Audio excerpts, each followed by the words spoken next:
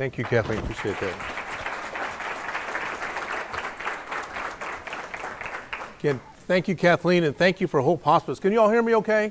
I can sort of raise my voice, though. I don't need that microphone, I don't think. I really want to thank Hope Hospice for inviting me to come here today to talk about something I can talk about all day long, by the way. But I really want to thank Hope Hospice for taking care of my family. My mother died in March of this year. She lived to be 92 years old, and she had strokes, and so she lived with me. And my dad and my mom lived with me, and it was just a beautiful time, that our last hours that we had with her. And I wanted to publicly thank Hope Hospice for the care that they gave my mother, and really appreciate all you've done for our family too. Thank you very much. And probably the hundreds of families that you all have done here in New Braunfels too, so really appreciate your work. So when they asked me, would I give a talk come give a talk on diabetes, Mary, you're always running late. I don't know why you do that. Mary owns. I was happy to do that. So part of the talk today is what you need and want to know about diabetes. And so part of what, I want to tell you what I think you need to know, but I want to hear from you what you would like to know. So when you leave here, you say, hey, you know what, I had a question that I really wanted to get answered. And maybe what I'll do is I want to get an idea of what you really want to know. So as I go through some of these slides, I'll make sure that I make an effort to really broach that subject, okay? So let's just open it up. What would you like to know about, what's the burning question you have about diabetes that you would like to know? Anybody, just kind of raise, yes ma'am. I'm interested in knowing about the type 1 diabetes. Okay. So you have a grandson that's got type 1. So there's a difference between type 1 and type 2. We'll try to touch on that, okay? So that's type 1 and type 2. What else would y'all like to know? Yes, sir. About 10 years ago, they told me I had diabetes. I was living in Houston at the time, and the doctor told me if I'd lose about 20 pounds, it'd go away. Okay. Well, I've lost 20 pounds, and how do I know whether it's gone away or not? Okay. So we'll talk about that, maybe how maybe weight plays a role, or sort of diet plays a role. And does it really go away? That's the big question. So we'll talk about that. Yes, ma'am. And I'm his brand new wife. We've been married 2 years. He's 84 years old. 2 years. Okay. But I want to know how to feed it, because Okay. my other husband didn't have diabetes, and I don't know how to Okay. feed it. Now remember, this is just about a 45-minute talk here. Okay? We can't be here all day long. So, but maybe we can talk a little bit about that. Anybody else? Hi, Jay. Yes, ma'am. Our son is an adult type 1 diabetic. Okay. At the age of 16. Okay. He tends to run with his blood sugar too low, and then we have episodes. So Okay. I'd like to have better understanding for is it better to be a little high or a little low? Okay. So maybe we'll talk about that. Or what's the issues with being too low on that? Yes, sir, Ernie? Okay, very good. That's a real good question. So maybe we'll try to touch on that. Yes, ma'am? How does stress affect? Okay, so maybe we'll talk about how stress does that, and maybe how it does affect it. Yes, ma'am? I was told I was overprotective. You were, My insulin with my insulin.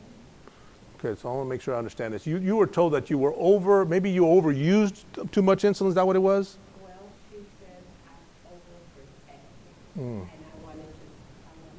Never heard that term, but maybe we can touch about now, what insulin. Would you mind me asking what insulin you were on? Lantus. Okay. I think Lantus is what we call a basal insulin. So what she might have said is you were over basalized, and I'll talk a little bit about that maybe when we get a chance, if we have a chance to do that.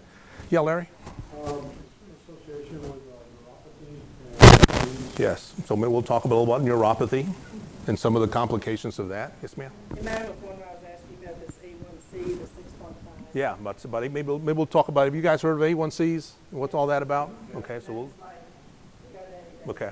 And if I missed that, that's what will be important. So if I missed that, be sure to bring that up. I know you'll remind me. Yes, ma'am. I know this is no lecture geared towards medical students, but I'd love to know about the etiology of the disease and Okay. the pharmacokinetics. Okay, that's getting a little deep for this, but we can. I can make. I tell doctors, if you can't explain it like when somebody's 5 years old, then you don't understand it either. So we're going to try to maybe do that. Yes, ma'am. Is exercise a key factor? Is exercise a key factor? we'll talk about that, okay? I'd kind of like to understand how, well, when our son was diagnosed at the age of 16, one of the things that we were told was that in one summer, he grew through 3 closed cycles, and that his organs were growing so fast that it didn't keep up. And that's Okay. one item. The other is diet. Okay. And I'd really like to understand if there's any correlation from a hereditary standpoint. Okay. So how Good. does it start? Okay. Very good. And I'm glad we're going to touch on that. Yes, ma'am. Does your teeth have to do with diabetes? Ah, good question. Good. So maybe we'll talk a little bit about that. Yes, ma'am. We're going to have a plenty of discussion here tonight, aren't we? So we'll get you and then one more after that. Go ahead. So, we always hear wise tales. Cinnamon will help treat the pancreas. So what's your take on these? Okay. So maybe we'll talk about that too. Especially cultural beliefs, maybe in diabetes too. Maybe we can both talk about that. Okay. So let's start now. That's what I know you want to know, and maybe what I can do is fill that in as we go through this lecture. So what do we know about diabetes in this country? We know, for example, there's 29 million people in this country have diabetes. And there's about almost approaching 90 million people who have what we call pre-diabetes, okay? And so about 7 or 8 million people don't even know they have diabetes. They're walking around. I think Larry, you and I were talking about it. We're walking around, don't even know they have diabetes, and they have diabetes. And so we have a huge issue in this country now, but let me tell you what's going to happen in the future. We know if you have a child, CDC reports and CDC data, that if you have a child that's born after the year 2000, that their risk of having diabetes will be 1 in 3. I'm talking about type 2 diabetes, okay? Isn't that incredible? And if you're of ethnic minority, your risk will be 1 in 2. So what is going on with that? So we're going to have this avalanche of diabetes coming down the road. Doesn't look like I'm going to be out of business anytime soon, Kathleen. I'm going to have plenty of business. But why do you think we're having so much problem with that? So we'll talk about, we're going to hit on that a little bit. Now, let's talk about the difference between type 1 and type 2 diabetes. Type 1 diabetes is kind of interesting, is that, we don't, by and large, Jay, we don't see a lot of ethnic minorities with type 1. Now, we do see some, but by and large, type 1 diabetes is usually a disease of people from Northern European backgrounds. Okay, so people who come in from Northern Germany, from Denmark, from Norway, from Finland, from Sweden. Why do you think that's so? So what happens, what we think is this, is we think that the people who come from that area, that they don't have enough sun. And we know that the sun converts vitamin D to vitamin D25 hydroxy, and the vitamin D25 hydroxy has an important role in your immune system. And so your immune system is what makes antibodies. And so when we see people who are very fair complected, coming from northern countries where there's not enough sun, they're more apt to have autoimmune conditions. Like type 1 diabetes is an autoimmune condition. Like multiple sclerosis is an autoimmune condition. Like lupus erythematosus is one. Like rheumatoid arthritis. People are very fair-skinned, not enough sun.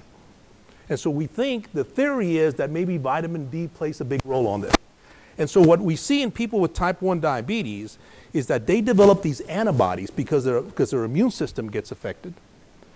And the antibodies then come into their pancreas, to the beta cells that actually make insulin, and they damage those cells. So all of a sudden, patients with type 1 diabetes, they get damaged year after year after year. And what happens is that those beta cells that actually make insulin get damaged, and all of a sudden they find themselves with no insulin at all. And they're usually kids that come into the emergency room. Usually they get a cold or a congestion or some kind of viral syndrome. And then all of a sudden they get sleepy, they get high fever, they bring them to the emergency room, and their blood sugars are very high. Is that what happened to your son? Yeah, usually that's what happens. So all of a sudden they come in, they get lethargic. And normal blood sugar should be what? What is the normal blood sugar in somebody? Yeah, it should be less than 100. A fasting blood sugar should be less than 100.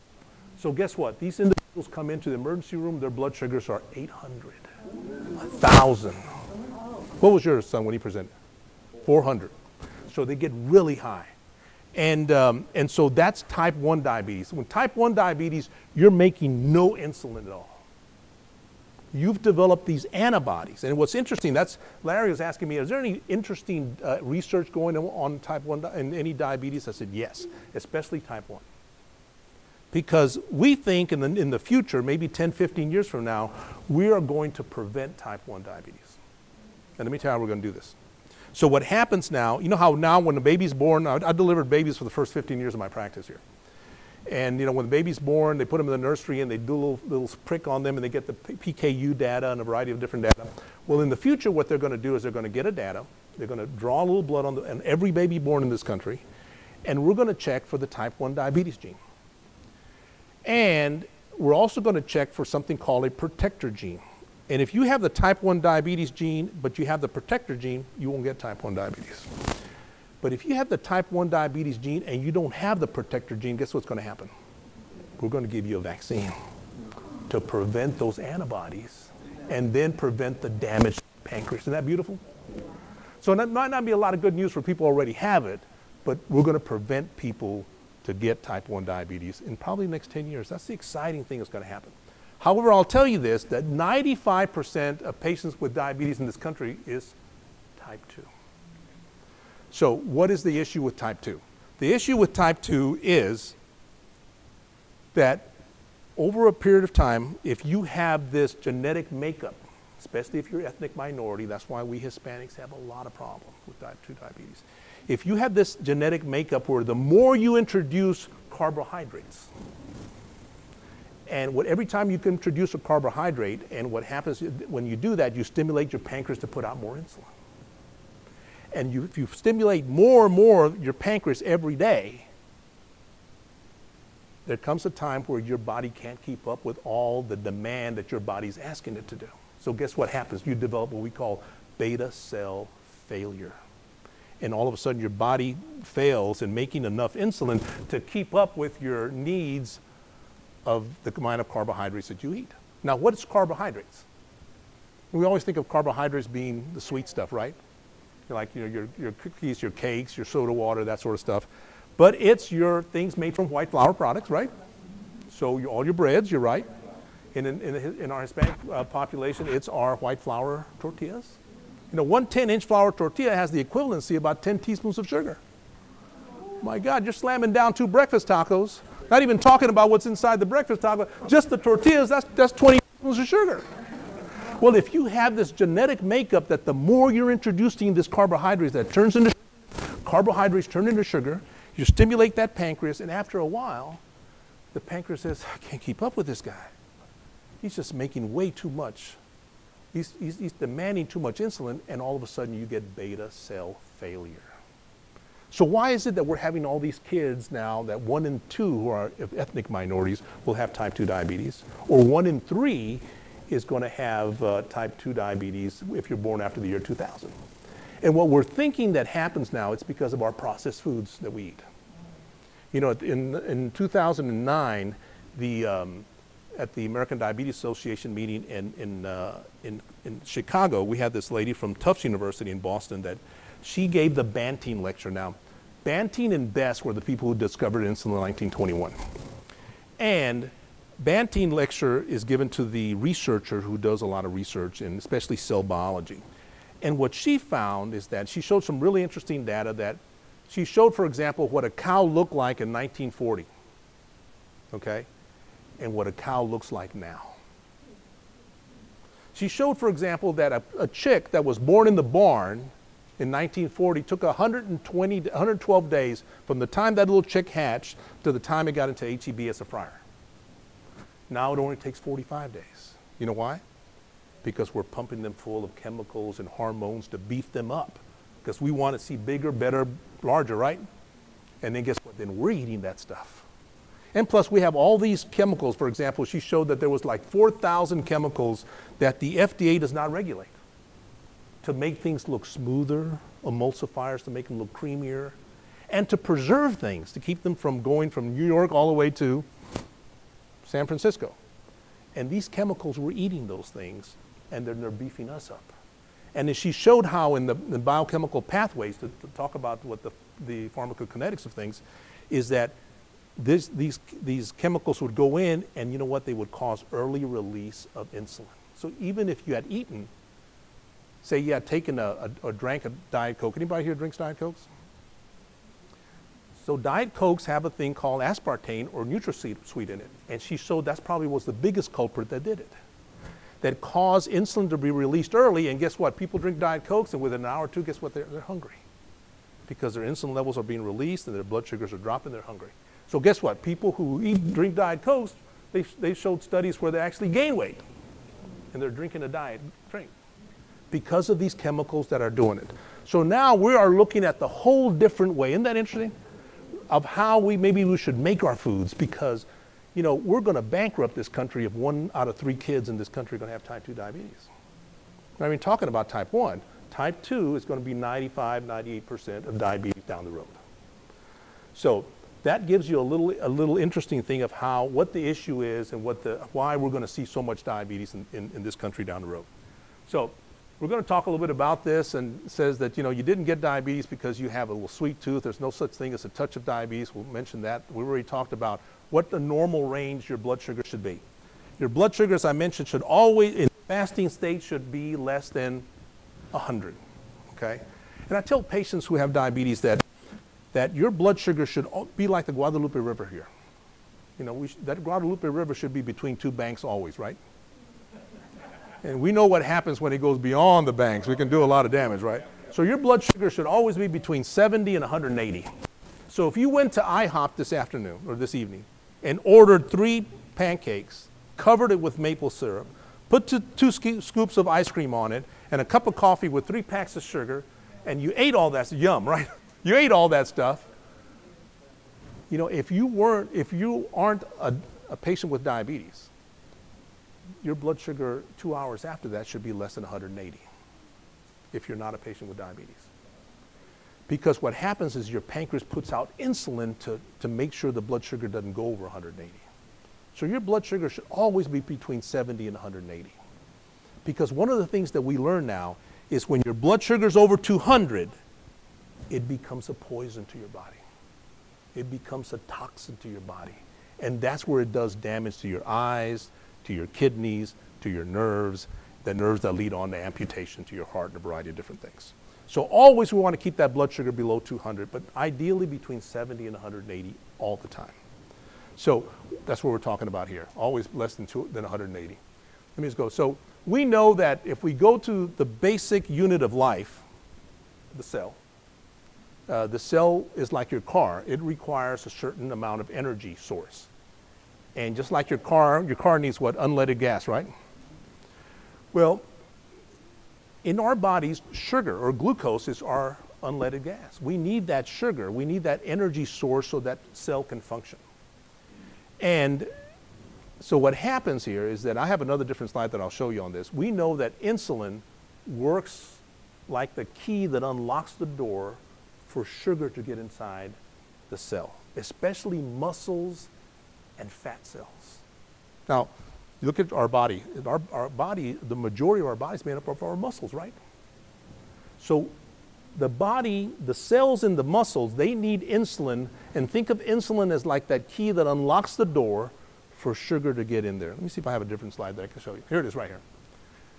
I did this slide for my dad about 25 years ago, and I still use it with some of my patients and when I give these talks. Isn't that beautiful? This is a cell, and this is insulin. Insulin is like the key that unlocks the door for sugar to get into the cell, so the cell can use glucose as an efficient energy source. Mainly cells in your muscle and in your fats. Okay? So the problem with diabetes is this. It's very simple. Your body's not making. Remember, in type 1, they're making 0 insulin. Those people need insulin. Your son's on insulin, right? Those people need insulin when they have type 1. In type 2, we need medicines to make their insulins work better, to stimulate their pancreas to either make more insulin or to really lower the sugar inside their blood. And that's how this works. Now, what's interesting about this is there are certain cells that don't require sugar or insulin for sugar to get into cells. I want to let you in a little secret. Guess what those cells are? So the muscle cells and fat cells need insulin. Insulin's like the key that unlocks the door for sugar to get in. But there are certain cells that don't require that. And guess what those cells are? There's mesangial cells in the kidney, retinal cells in your eye, and Schwann cells in your peripheral nerves. So those cells, sugar gets in by the process of osmosis. Sugar just passes through the cell membrane into the cell cytoplasm. So you don't need insulin there. So what happens is this. When there's not enough sugar, there's not enough insulin. Remember, that's the problem with diabetes. In type 1, you have no insulin. In type 2, you don't have enough insulin. So if you don't have enough insulin, there's not enough of these keys to get in there. What happens is that your blood sugar gets high. And what we mentioned is your blood sugar gets over what number? Over 200. It becomes a toxin and a poison to your body. So what happens in this particular state, here's a muscle cell right here, and there's not enough insulin, so the sugar begins to get high. But remember I told you there's certain cells, cells in the eyes, cells in your kidneys, and cells in your nerves that don't require insulin. So when your blood sugars get real high, guess what happens in those cells? Sugar floods those cells, floods the cytoplasm. And guess what? Once it gets into the cytoplasm, it triggers off all these biochemical pathways that makes these, what we call inflammatory cytokines that damage the cell. They make these protein kinase C, tissue necrosis factor. They make PI1. They make all these chemicals. That we have all these pathways that we know now. That when you have too much sugar in those cells, those are eye cells, kidney cells, and nerve cells, then it produces these chemicals that damage those cells. So what is the complication of diabetes? Eye disease, kidney disease, nerve damage. Bingo. Neuropathy over here. Neuropathy is your nerves. We'll talk a little bit about that. Does that make sense now? Your body needs insulin to unlock the door for sugar to get into mainly muscle and fat cells. But there are certain cells that don't require that. And those are what we call vulnerable cells. Those are the cells that do the damage. And so what do we see? What are the big complications? We see people on kidney dialysis. We have a kidney dialysis center here. We've got 2 of them. In fact, I remember back in 1989, a friend of mine named John Bell came to me and said, "Hey, Carlos, do you think we need a dialysis unit here?" And I said, "Yeah." I said, "I'm sending people to Austin and San Antonio." He said, I think we're going to start one. Let's start one. Now we have 2 dialysis centers going 7 days a week, 3 shifts a day. And the majority of people are there because of diabetes. So because remember those kidney cells, and then we have the #1 cause of blindness in this country is type 2 diabetes or diabetes. And then the #1 reason people get amputation is because of diabetes. So all these are complications because your blood sugars get way too high because there's not enough insulin, right? And the blood sugars get over what number? 200. And then those vulnerable cells that don't need insulin get flooded with sugar. And then the certain pathways get turned on that do the damage to the cells. Okay, yes ma'am. So we'll talk about that.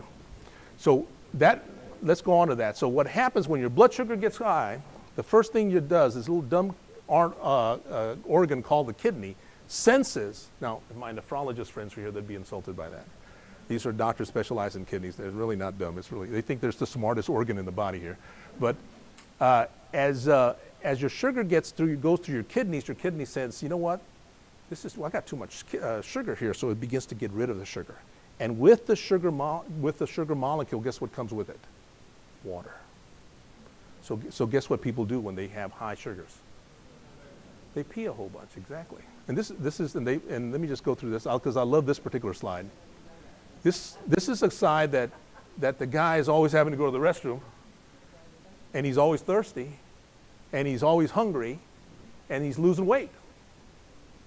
So, what we call the 3 polys in diabetes. Polyuria means you're urinating a whole lot. Polydipsia means you're thirsty a whole lot. Polyphagia means you're hungry and yet you're losing weight. Because why? Because there's, because even though you're eating all this stuff, your blood sugar is getting high, but there's not enough insulin to get into the muscle and fat cells. That's the problem with diabetes. And when you got too much sugar, the sugar's flooding these vulnerable cells, eye, kidney, nerves, and that's where you get your damage. So the whole concept of when people come in, and let me tell you, probably to me, one of the most rewarding things to do is to take somebody who's out of control and get them in control. And we'll talk a little bit about how we can get people in control. Just go through this. So in fact, let's do it now. Let's talk a little about A1C now. So one of the ways that how we doctors use to decide if people get under control now is to, number one, we'd like to get to see their blood sugars below 100. Our normal is below 100. If I can get those, the American Diabetes Association says, if you can get your fastings below 130, it's a good thing. If you get your 2 hours after you eat less than 180, that's a good thing. The American College of Endocrinologists says, we should even get them lower. We should get your fasting blood sugar below 110 and your 2 hours less than 140. But most of us who go by the American Diabetes Association, man, if we can just keep that blood sugar between 70 and 180, we're going to be in good shape. However, how do we check to see if people can do that? And used to be, back when I started practice, somebody was asking, when did you start practice? I said 1984. 30 years ago, Opal, where are you? You were a nurse over at McKenna Hospital at that time. 30 years ago, what we used to do is we used to get people to check their blood sugars and bring them in, or remember we used to have little urine sticks and all that stuff, and people would come in and we would treat them, and then we'd say, okay, we'd see you back in 3 months and see how you're doing. And they'd come in, and as soon as they would leave my office, their blood sugars were looking good, and as soon as they leave my office, guess what they would do? Man, they'd go down to Monterey Cafe, they'd go do all the things they want to do, eat whatever they want, and then about a week or two before they'd come see me, guess what they would do? They would behave themselves, and their blood sugars would come down, and they would look okay. And I said, man, this is doing a good job here. He goes, well, I'm trying. And then they would leave. As soon as they'd leave Miss Slaughter, guess what they do? They'd go and they'd eat everything they want to do, and then 3 or 4 months later, they'd come back, and they're a week before they'd see me, they'd behave themselves again. That's typical human nature, isn't it? Well, and then 5 years later, we'd say, gosh, you're going blind, or your kidneys are being damaged. Nerves are being damaged, arteries are being damaged, your heart's being damaged. What's going on here? Well, now we have a test called an A1C. And what an A1C is this.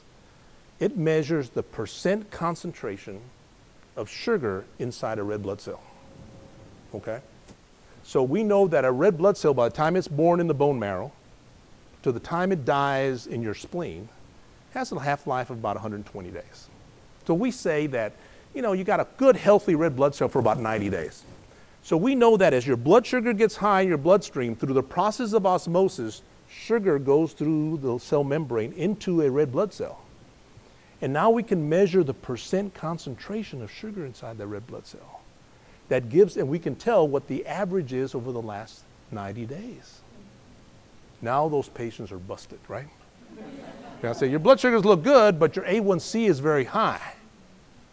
And because what we can do is we can measure the percent concentration. So for example, if you have an A1C of 10, that means you have an average blood sugar about 250. If you have an A1C of 7, that gives you an average blood sugar about 156. Now why is that important? Because studies have shown that if you have an A1C of less than 7, that your risk of having eye disease, kidney disease, and nerve damage is small. And really, we doctors, that's what we're in the risk business. My job is not to guarantee that you're going to live a long time, but my job is to lower your risk of bad things happening to you, right? We have these little risk calculators, cardiac risk calculators that we tell patients, look, this is what your risk of having a heart attack or stroke in the next 10 years. So our job is to lower your risk of bad things happening. So what the A1C now is something we can hang our hat on. Y'all got it? So it measures the percent concentration of sugar inside that red blood cell. And so it gives us the average over the last 3 months. And we know that that number has predictive value. It predicts who are the people who's going to sit on that table or on that chair and have kidney dialysis or have eye disease or kidney disease. And that's the importance of an A1C. Now, the American Diabetes Association says for you to be well controlled, you should have an A1C of less than 7. How many people here have less than 7? Congratulations to you. In fact, this is so important. In my office, for some of your patients, my patients that are here, what we do is we give a certificate. I've even taken my picture with some of my patients. And I said, because, when we want to celebrate that, we want to say, hey, you got an A1C of less than 7. What does that mean? That means your risk of having eye disease and kidney disease is small. And that's why you come to see me. Because I want to see your kids walk across the stage and not be blind when they graduate from college or from med school, wherever they go.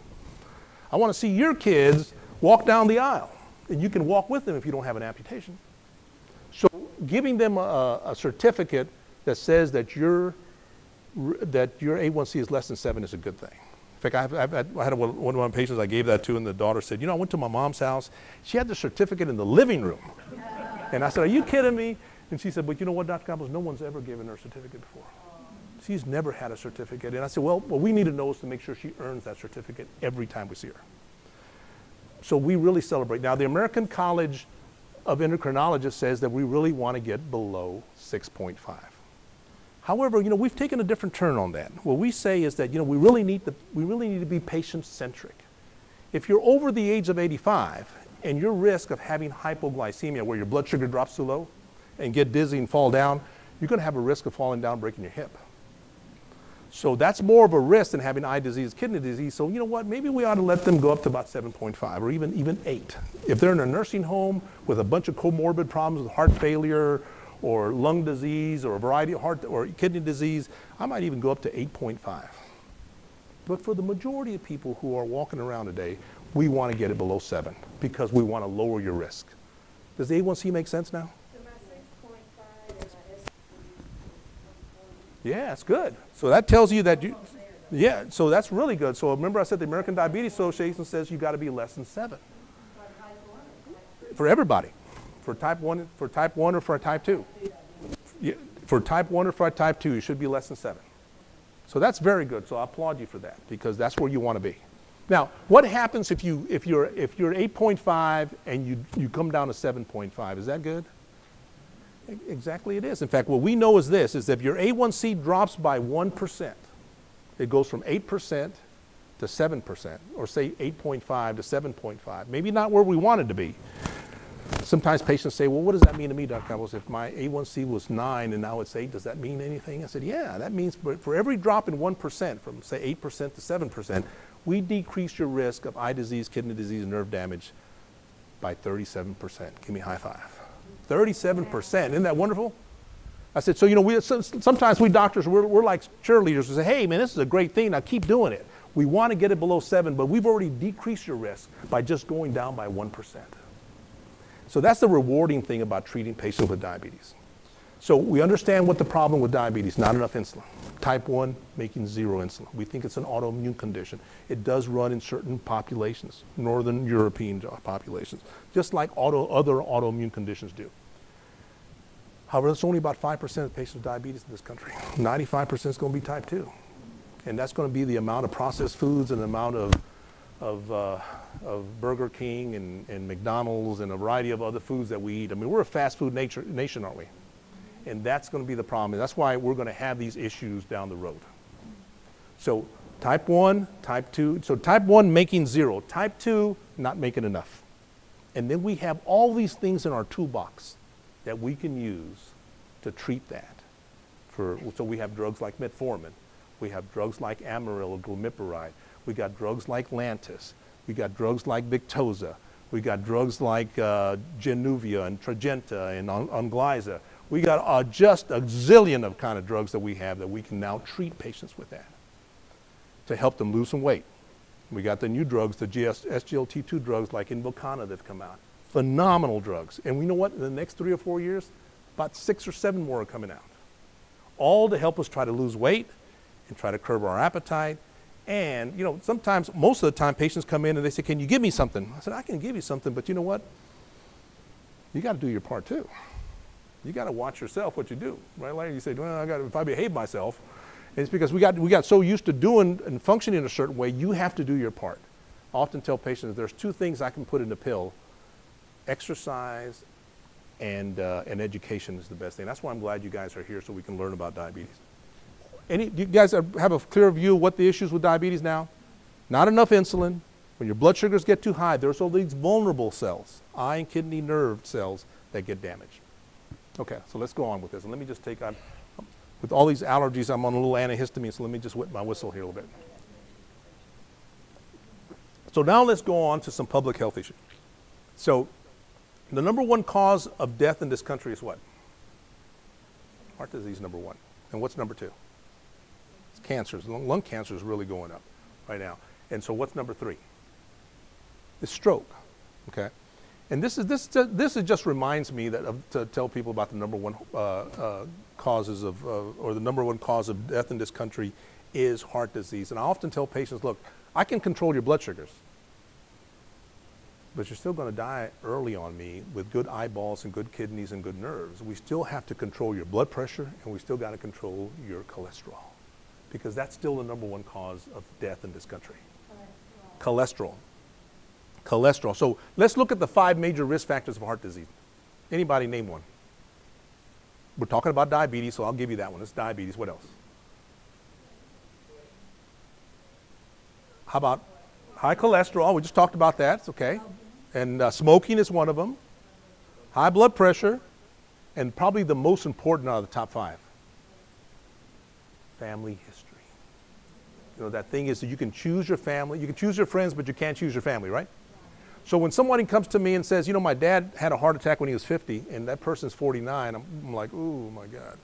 I'm going to have to be very aggressive with that person, because I'm afraid that he's going to get one at that age. So family history is being probably, I would think, probably trumps everything else. But smoking, you know, and sometimes I used to think that the nurses at our hospital, it was a requirement for them to smoke to be a nurse. It seemed like we had so many nurses that were smoking out there. Right, Mary? It seemed like there were a lot of nurses that were smoking. But, you know, doctors used to be on the commercials, and we used to smoke. But we know if there's one thing that we can do in this country to make a difference in our health care, and that's stopping smoking is one of them. And cholesterol, so that's important. Now we have these risk calculators that we can put your age, your gender, if you're a smoker, if you have what your systolic blood pressure, what your HDL and your total cholesterol is. You put all these things in your calculator, and it tells you what your 10-year risk is. And your 10-year risk, we're trying to get it below 7.5. If it's higher than that, even if your cholesterol is normal, we want to put you on something to bring your cholesterol down even further, because it's the number one cause of death in this country. Is heart disease. And this is what happened. And of course, the reason that we often have a heart attack is because your artery gets plugged up. And it's often, I would say 50% of every heart attack in this country only has less than 50% of that lumen plugged up. And so what happens is this, is that if your muscles and fat cells are screaming for energy, and they say, come on, body, I need energy. You know, patients who are uncontrolled, they often say, gosh, you know what, I just feel so hungry all the time. I said, because your body's screaming for energy. It's telling you, eat more sugar. Well, the problem is not sugar. What's the problem? Not enough insulin. Because remember, insulin's like that key that unlocks the door. So if your muscles and fat cells are screaming for energy source, and it can't get sugar, so guess what it tells? It tells your liver, why don't you start making some fat? I can use fat. And it's like your car. If you can't put unleaded gas, say you put kerosene in it, will your car function? Well, it probably could, but it's going to smoke like crazy in it. It's not going to function efficiently. So what happens often when your blood sugars are high, we see your triglycerides get high. Y'all figure that out? Ernie, you mind sharing that with you? What was your triglycerides at one time? Whoa. So your triglycerides should be less than 150. So yours was what? How many? 482. So his body was saying, you know what? I don't have enough insulin. Make this triglycerides and your cholesterol. And what happens? You get all these fat cells beginning to make this little plaque right here. And all you need to do is for your blood sugar to get up high, and the blood sugar begins, these shear forces hit that plaque breaks. You got all this platelets begin to aggregate there, and it plugs up that hole. And somebody's on the phone yelling or angry, and they'll go, oh, wait. That artery gets plugged up, they're having a heart attack. And you know what? 15% of first-time heart attacks never make it to the hospital. They die right in front of God and everybody. So that's why we got to get this thing controlled. And statin drugs, I'll get to you in a little bit, Ernie. But statin drugs, what they do, not only do they lower your cholesterol, but they stabilize that plaque. So, you know, we hear about all the bad things statins do, but let me tell you, I will tell you, there's a lot of good things that statin drugs can do. Now, you're right, there's some people who can't take statin drugs. They get reactions to them and that sort of thing. But we like to put, if they have a high risk for this, is to put people on statin drugs because of that. But that's why your cholesterol and triglycerides get high, is because your muscles and fat cells are screaming for energy. And they're not getting enough energy because there's not enough insulin. So let's go on to the next thing. So when your blood sugar is high, and high for a long period of time, over what number? Over 200. So you guys are not going to forget that number, are you? Never should be over 200. What happens is that blood sugar begins to damage those Schwann cells in the peripheral nerve. So we have this here, that we have electricity going through this wire. And the reason this wire doesn't shock me is because why? So we have this insulation here. So what happens, you have insulation through these Schwann cells on your peripheral nerves. When that blood sugar is high and high for a long period of time, what number? 200. It does that damage so that it eats away at that insulation. And so all of a sudden, guess what? People come in and they have numbness in their fingers. They have numbness in their feet. They got pain in their hands and feet. And so what happens with those, that's called paresthesias. Painful numbness. They even get wrist drop because their nerves get damaged. They get a condition called ptosis, where their nerve gets damaged and they can't even open their eye, and they get a drop. You ever seen people with one eye they can't open? That's ptosis. They get to the point where they are walking and they have a damage to their foot and they can't even tell they have it because the nerve's been damaged and they can't feel anything. In fact, I remember I had a patient one time who came in and was working on his yard, and he was working all day in his yard, and he sat down to take off his boot and he couldn't take his boot off. And he pulled and pulled, and he finally realized that there was a nail stuck through his boot into his foot. Couldn't even feel the thing. The sad thing about it, he came to see him about 3 days later and we had to cut off part of his foot. But that's the nerve damage that leads on to amputations with this. And that's because that blood sugar is high. And remember I said those are part of the vulnerable cells. Questions about it. So Larry, you asked a little bit about the neuropathy. Does that make sense why neuropathy does occur? So can your neuropathy get better when your blood sugar gets better? Yeah, it can. Now, I often tell patients it's like sticking your head underwater. If you stick your head underwater for 15 seconds and come up, it's no big deal, right? You can handle that. But if you stick your head underwater for 15 minutes, some permanent things are going to happen, right? Like death, right? So that's the same thing. If you had blood sugar that's high for a long period of time, this is what happens from a pharmacokinetics.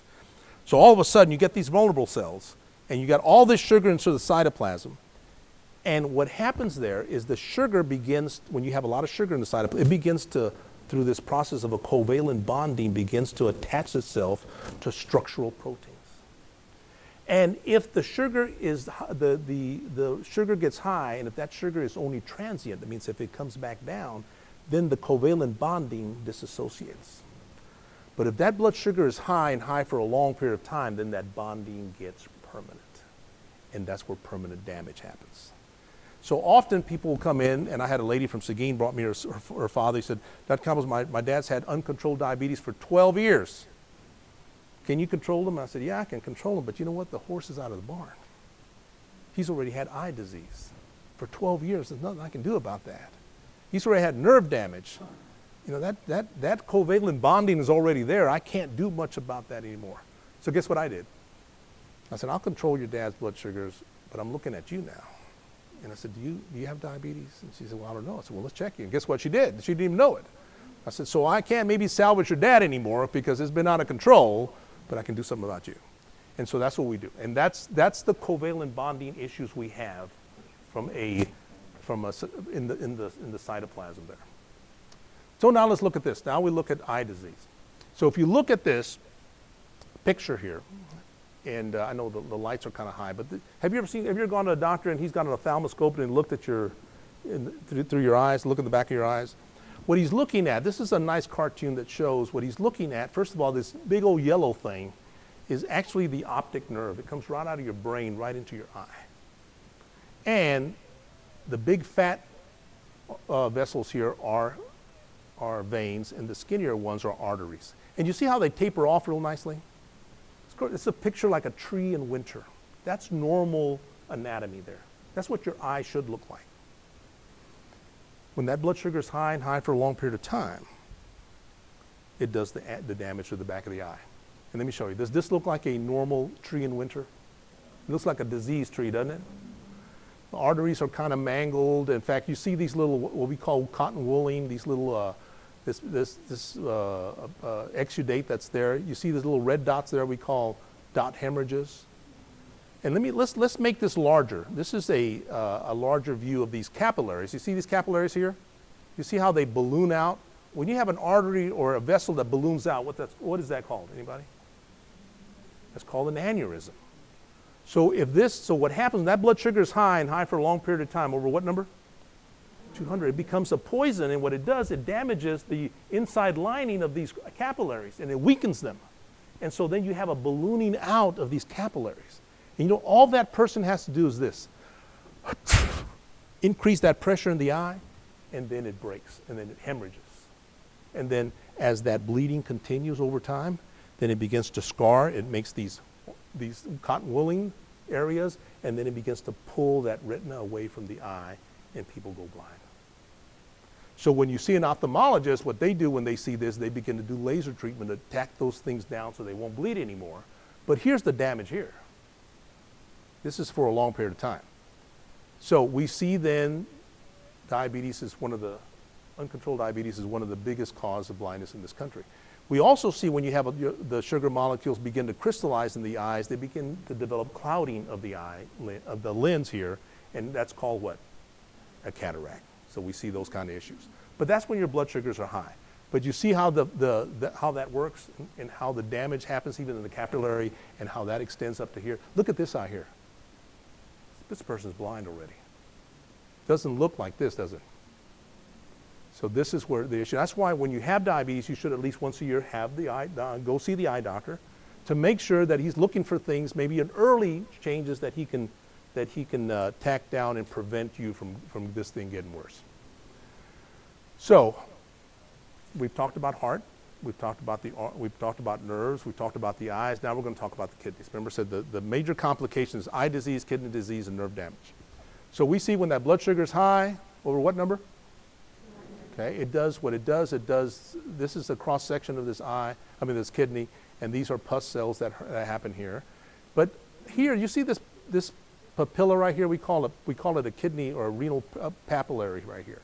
And I remember the first year I was in practice, the lady came to see me. She goes, "Look, I was in the restroom, and I peed out, and this little piece of meat came out, and I wanted to show it to you." And I said, "You mean you actually stuck your hand in there?" And he said, "Yeah." And I put it in this, and I brought it to you. And it looked like a little piece of meat about this big. And I said, "I don't know what that is. You know, let's send it to the pathologist and see what he says." And what it was this papillary necrosis. So what she did was she just sloughed this thing off, and it went right down into her bladder and out. I was thinking she had to have a big urethra to get that thing out of it. But she did. And so what happened, papillary necrosis, for those who you take your boards, the nurses, if you guys take your boards, this is one of the causes of papillary necrosis, diabetes. And so it's one of the major reasons why we have kidney damage and people are on kidney dialysis.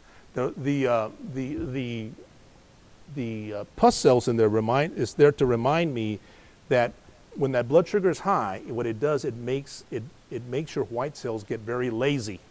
And then what happens is that when you get infections, you can't fight off those infections. So that's why when you go to surgery, they say, get that blood sugar under control, because we don't want them to have any post-op infections. And that's what the issue is there. This particular person is having renal colic pain because of damage here in the papilla here. And hematuria means blood in your urine. Okay. So then the third thing, I want to push this along because I really want to get some question and answer session here a little bit. So again, as I mentioned to you, when your muscles are starving for energy, they're not getting that energy because there's not enough what?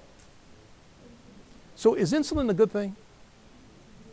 It's just a great thing, isn't it? You know, I tell patients, I said, I'm going to have to put you, I had a patient last week, I said, I think I'm going to have, it's time for me to put you on some insulin. She went, she passed out. I said, come on.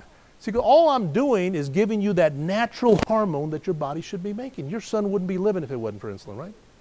He needs insulin. So type 1s need insulin. There comes a time where we know that type 2 is a natural progressive disease. If you do nothing, it will naturally progress and beta cells are going to die and you're going to need insulin. It's a natural progression of the disease. If you do nothing, it will be a natural progression. If you do nothing, it means if you don't lose weight, if you don't exercise, if you don't watch what you eat, if you do nothing. I mean, why do we get people on bariatric surgery where we take out their stomachs and they lose 200 pounds and they say, well, my diabetes went away. Look, once you're a diabetic, you're always a diabetic. You're a patient with diabetes. By the way, that's a new nomenclature. We don't use diabetic. We try to use patients with diabetes. And your ability to sort of make up the insulin is always there, or is not there, I should say. So once you're a patient with diabetes, you're always a patient with diabetes. Now, you're a patient with diabetes that's controlled with diet, but you're always there. And so losing weight, remember, every time that you put on these fat cells, what happens, they require more insulin. And if your body can't keep up with that insulin, then your blood sugars are going to go up when you can't do that. So when you get your muscles that are not asking for sugar, and they can't get sugar, so they tell your body to make fat, then fat begins to line this artery here. So peripheral artery disease is one of the other causes of this. And you can see, look at the inside lining of this artery here. Look at all this is fat.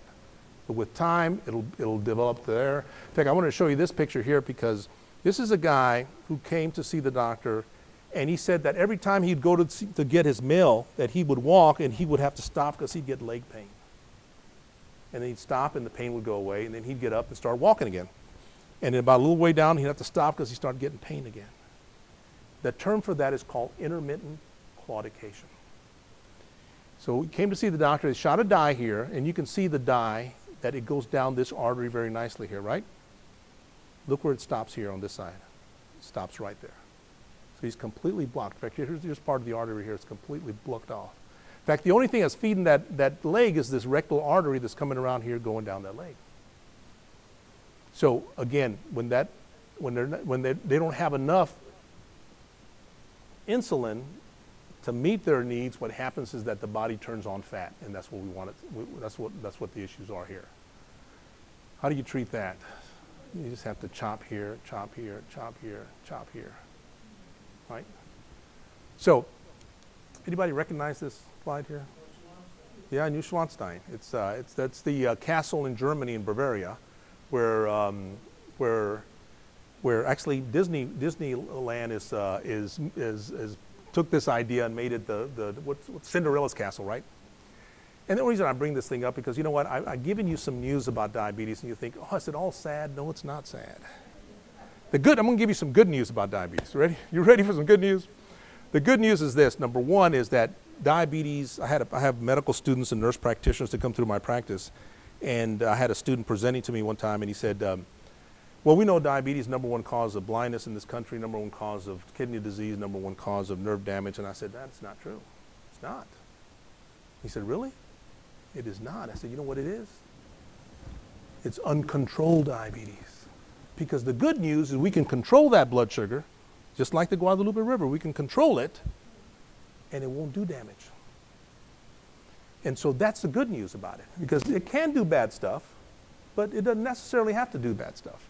So that's why I want to leave you with this. So it's really uncontrolled diabetes, and there's things that we can do to make it better. We certainly, doctors, have a lot of tools in our toolbox there to help you with this. But you know what? Can't do it by ourselves. You have to do it too. And so we often talk about diet with patients. And part of what I would recommend that you do is to try to hook up with our diabetes education classes. Resolute, for example, has a very nice diabetes education classes. The AgriLife program has another diabetes. Anywhere you can get diabetes education classes to learn about certain diet and about your carbs. For example, we tell patients with diabetes, depending on their size, that we want them to limit their carbs to about 130 to about 150 carbs per day. So what we want them, so if you're a female that's 5'2" like my wife and weighs about 120 pounds, and if she was a diabetic, I'd say, you know, you need to limit yourself to about 130 carbs a day. Remember, one slice of bread is how many carbs? Anybody? About 15 carbs, exactly. So you do a sandwich, that's 30 carbs right off the bat. So if you learn, you can learn how to control that by just watching what you eat. Is that one slice of bread, What- whole wheat bread? Whether it's whole wheat or regular bread, it's one slice of bread is 15 grams. You're right. Can you get away with it? Can't get away with it's still carb. Now the nice thing about whole wheat, the beautiful thing about it though, it's got a lot of fiber and it holds on to some of that carb. But so we prefer you doing that. But we want to limit you to about, now if you're a big guy like me, we even tell you can go up to 50 carbs per meal or 150 carbs per day. And so what you do when you get into the diabetes education class, you learn about what carbs are. And so can patients with diabetes eat ice cream and cake? Yeah, they can. You know, the last diabetes education program that I was at, I was talking about medications, and I came in, I guess it was just a long day, and I was kind of feeling snappy, and I said, well, what are you guys here for? And one lady said, I want to know what I'm not supposed to do. Okay, if I'm going to eat this, that means I can't eat this. And I got to limit what I got to do. And there's things that you can do to really control it. So if you lose about, remember I said if you do nothing, it's a naturally progressive disease. But most of people, I would say 80 to 85% of patients in this room who might have diabetes, it has type 2 diabetes and they have it because they're overweight. And losing that weight makes all the difference in the world. Now, do you have to lose 100 pounds? The answer is no. Studies have shown if you just lose 5 to 7% of your body weight, makes all the difference in the world. So when we talk about exercise, do we talk about running? We talk about lifting weights? No, we're talking about just walking 30 to 45 minutes, 5 out of 7 days. Drops people's weight to about 5%. Makes all the difference in controlling their blood sugars. So carbohydrates are important, exercise is important. Why is exercise important? Because we know that exercise functions just like insulin. It helps burn and take up that insulin. Okay, now did I miss any of your comments that you had? Yes, sir. What effect does caffeine have on insulin level? Okay, so that's a good question. Anything that stimulates the body, what happens, it requires your body to make more insulin so it can function. So if you're not making enough insulin and you're having this extra insulin requirement, then what happens is often your blood sugars will go up. So somebody asked about, what about stress? Remember, that increases your catecholamines and your adrenaline, and then puts this extra stress on your body, says, okay, I need more insulin because my heart's racing faster, my sweat glands are working faster, and they all need an energy source. And if you don't have enough insulin, then you can't meet those needs. So it affects, it doesn't affect insulin directly, but what it does, it affects the insulin needs for that. And remember, insulin is like that key. Keep that picture in your mind that unlocks the door for sugar to get inside those cells. Now, especially in my Hispanic culture, we have an abhorrence to insulin. So often when I talk about insulin, I say, oh, please, Dr. Campos, dame otra chancita, please don't put me on insulin. And I said, why? All I'm doing is giving you, again, that natural hormone that your body's not making. If you didn't have enough thyroid, I'd give you thyroid, right?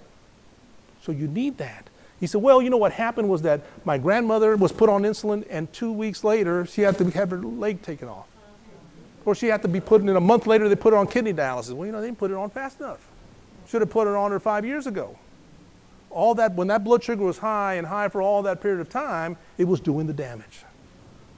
And so, and you know, people don't even check their blood sugars. So you got to check your blood sugars. It's like checking your bank account. If you keep writing checks, you might find that you don't have any money in the bank, right? So you got to see what your blood sugars are. And not only checking fasting, but 2 hours after you eat. Now, what does that mean? 2 hours after you take your first bite. Because that's when your blood sugar should be less than 180. That's how you get an idea of where that's at. We have now in our office this little machine that looks a lot like this that we put on patients. That what it does, you put this little catheter inside them, and what it does, it records their blood sugar every 5 minutes for 3 days. And then when they come back, we put it on a computer, and then we see what they're doing at 3 o'clock in the afternoon, and we'll see what they do at 3 o'clock at night.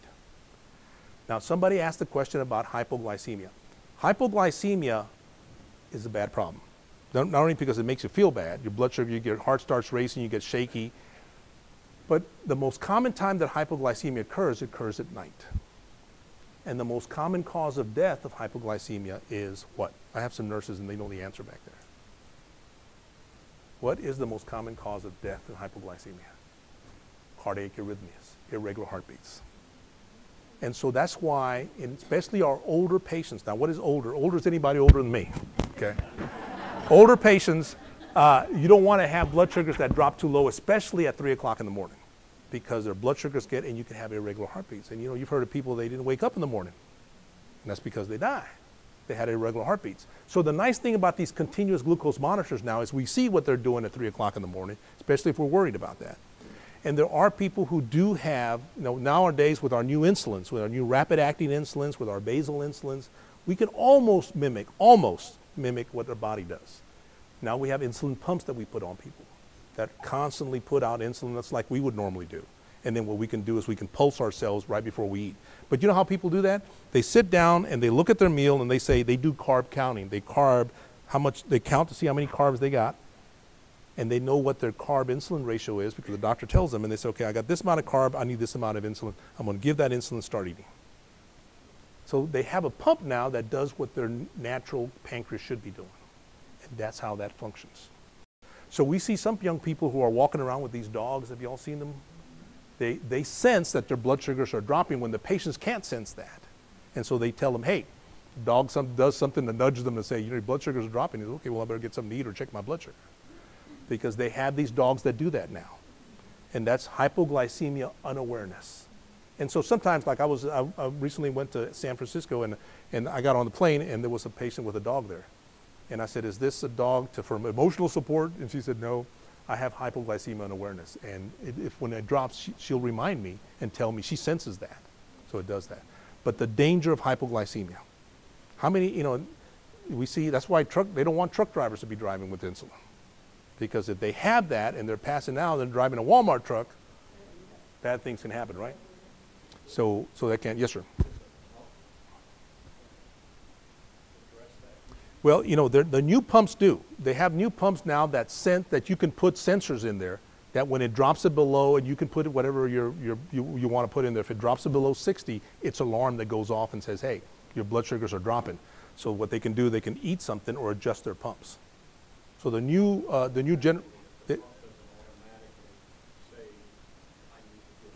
no, it doesn't. Remember, the problem with hypoglycemia is you're getting too much insulin. So what happens is that it just alerts you that your blood sugars are dropping so you can get something to eat. Yes, ma'am. I have a friend whose doctor told me recently she is glucose intolerant. Okay. What is that exactly? What should you not have it get? So the old term in the 1990s was glucose intolerant. The new term now is pre-diabetes. So normal blood sugar, we said, should be less than what in somebody who's not diabetic? Less than fasting. Less than 100, right? And when you have blood sugars between 100 and 125, we call that pre-diabetes. The old term was glucose intolerant. Pre-diabetes is the new term now. Now, when you've hit your blood sugars fasting blood sugars of 126 or higher, you have now reached the diagnostic criteria to be called a patient with diabetes, 126 or higher. So if you've had blood sugars ever in your life fasting, okay, I'm talking about fasting, 126 or higher, you've reached the diagnostic criteria for us to call you that. So I had a patient that recently came in and blood sugar was 128. I said, guess what? You're a patient with type 2 diabetes. No, Dr. Mo, don't say that. I said, this is what the numbers say. I'm telling you this. And she goes, well, don't put that in the chart. It says, already in the chart. The lab automatically goes into electronic medical records here, and it's already there. So it's there already. So once you've hit 126, you've reached that diagnostic criteria. The other way we diagnose type 2 diabetes is with the A1C. If you have an A1C between 5.7 and 6.4, we call that pre-diabetes. And say you have a normal fasting blood sugar, but you have an A1C between 7.5 and 6.4, we call that pre-diabetes. Once you hit 6.5 or higher, then you've met the diagnostic criteria to be called a patient with type 2 diabetes. That makes sense there with that? So we have a patient with, I'm sorry. Exactly. So it's nice to be able to catch patients early in the pre-diabetes range so we can say, okay, you know what? Now it's time for you to start dropping about 15, 20 pounds and start watching what you eat. Some doctors even put people on metformin. You heard of the drug called metformin? And what it does is what we call an insulin sensitizer. It makes whatever insulin you're making, it makes it work better. And the other thing it does, it tells through this perversion of what we call type 2 diabetes as physiology, your liver begins to make more sugar. That's called gluconeogenesis. Gluco means sugar, neo means new, and genesis means creation of. So we have your sugar, your liver begins to create more sugar, especially at night, and so we give metformin to suppress that. And it's even though it's not indicated for that, but mainly diet and exercise at the pre-diabetes or the glucose intolerant phase is the best thing to do. Opal? Well, inhaled insulin, remember, there's two types of insulin out there. One called basal insulin. That means right now, if you're not a patient with diabetes, your body's always putting out a little insulin all day long. And the major function of basal insulin is that when you're sleeping, it prevents from your liver from making sugar at night. So it suppresses that. That's called basal insulin. So there's two major basal insulins out there, and that's Lantus and Levemir. You guys heard of those two drugs? Okay. So those drugs are basal insulin. We give it to them, and they go up, and they last all day long, 24 hours. And that function of that is just to suppress your liver from making so much sugar. Then there's what we call rapid-acting insulin, mealtime insulin. And that's the kind of insulin that we give it to a patient right before they eat. If they do regular insulin, what we call regular human insulin, they have to take it about 30 minutes before they eat. Now, what's the problem with that? Who knows 30 minutes before you're going to eat, right? So we have these rapid-acting analogs now that what you do is you give yourself the shot. The mantra we use is when the food's hot, give the shot. So you give the shot. And then nowadays, I should have brought some with me. They look like little pins. Have you all seen them? And you dial up. And you've probably seen people in restaurants. They're talking. They dial it up. They give themselves the shot. And they go about their business. And Vieta's different. I'll tell you about that in a little bit. So that's more like Novolog, Humalog, Apidra. You heard of those drugs? Those are rapid-acting insulin. Now, what Opal's talking about is there's a brand new drug called Afrezza that was just recently approved. And it's inhaled insulin. That is only rapid-acting insulin. It's not basal insulin. And so what it is, it's kind of a neat thing. It looks like a little whistle. It's about this big and about this thick. And you put a cartridge in with a certain amount of insulin in it. And what it does is that it's a powdered insulin is what it is. Because remember, insulin is it's what we call a peptide. And so what they do is they blow it like a whistle. They sit down and go to eat. It's going to be rapid acting. They bring it into their lungs, and it gets within their bloodstream within 15 seconds. And so people who are so afraid of using insulin, needles, there's probably going to be a market for that. But you know what? Nowadays, those needles are so small that you can't even hardly see them, can't even feel them. I was giving a lecture to a group of doctors one time, and I was showing them the new insulin that was coming out. And I said, these so easily to use, and you can put this needle on. He said, well, if it's so easy, why don't you give yourself a shot? I said, okay. So I got this, pulled up my shirt and gave myself my shot. And I said, ask me if I even felt that. And the doctor said, well, did you feel it? I said, I barely even felt that.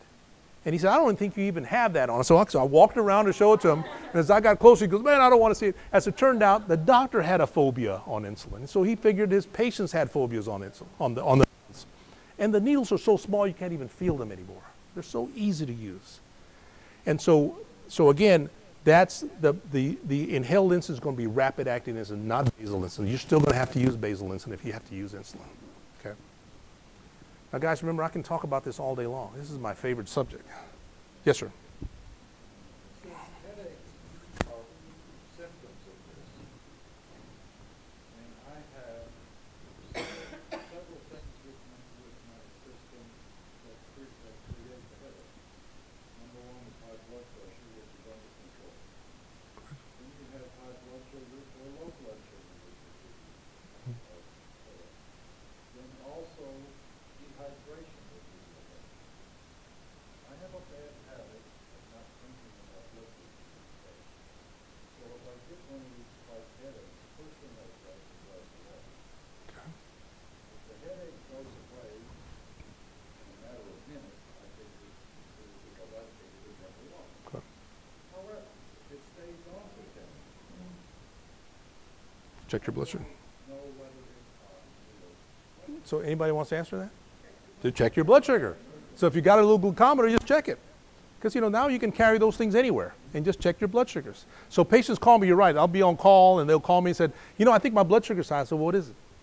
Why don't you check it? Why don't you check it and call me back? No, don't do that. But that happens, so just check your blood sugar. That's a good way of doing it. Yes, ma'am. 9 years ago, my triglycerides were over. Remember, this should be less than 150 fasting. So yours was 1,250 something, okay? In a fasting state, I'm sure. And my cholesterol was 500 And she's still walking and talking right now. and my A1C was 8.6. That was 5 years ago. 9 years. 9 years ago, okay? And so my doctor says, I think you're diabetic. And so he told me I had to, anyway, I went to a diabetic nutritionist. He put me on 150 carbs, 30 for breakfast, 15 for snacks, Right. 45 for lunch, 15 for a snack, 45 for supper. And I said, no, I'm gonna do, 90 for supper and just. Yeah. You gotta do it through the daytime to keep the blood sugar right. Right. I did that and the sugar got off very good now. I'm still on metformin, milk insulin. My A1C last month was 6.3. I'm still on metformin. I think we need to give her a what do you think? So it's a great testimonial that if you do nothing, remember I said it's a natural progression of disease if you do nothing. Here's a lady who did something. And now let me, and just think, in what percentage of patients actually do something, you think? Less than 5%, that's what studies show. You're less than 5% patients that actually do something to say, I can control this. Because patients say, do I have to take all these medicines? You really don't have to. But you got to drop about 75 pounds. You got to drop 50 pounds. You got to control this thing. And then you know what? Most of the stuff we'll be able to take away. Guys, I know it's already 7:15, and I can talk about it. I'll be happy to answer your questions. I'll be around here for a little bit. I want to thank Hope Hospice for inviting me to speak about this. And thank you all so much for coming. Thank you. I appreciate that.